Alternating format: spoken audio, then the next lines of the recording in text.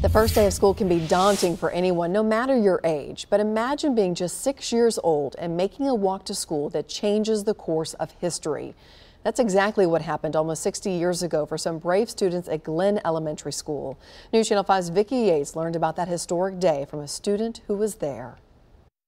That's me, LaWanda. That's my dad. It was the beginning of the school year 60 years ago. And these were the signs that followed us down the street up to the school. When 16 six-year-olds And I was happy and I was thrilled. Changed Nashville's public schools and the faces in those classrooms forever. We were children. We were 6. We were going where we were led. Those 16 African-American students walked into Glenn Elementary. We were totally outnumbered as far as the crowd around us. It could have been something different. The first students to integrate metro schools. And that's me. LaWanda Harley was one of the students making history. In my purple dress with my lavender sash. Even with protesters all around her, I saw KKK. I didn't know what it meant. Harley says she remembers not being afraid. That's that parade I thought I was in.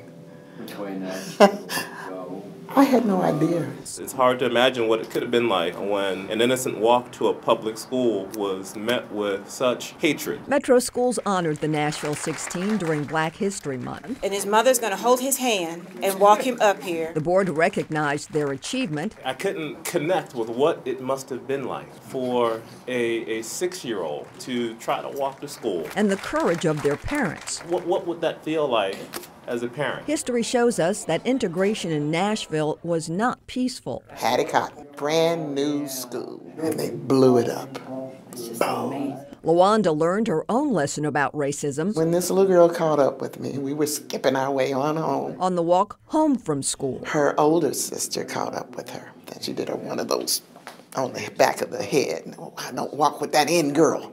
I was shocked. The bubble burst. You finally saw that people didn't always accept you because you were a different color. Harley's mother pulled her out of Glenn Elementary the next year. We all thought that all white schools had better books, had the top teachers. My mother discovered the truth. Glenn had raggedy books too, just as raggedy, because it was the low-income area. But integrating Nashville schools would not stop. And then they totally integrated the school system altogether.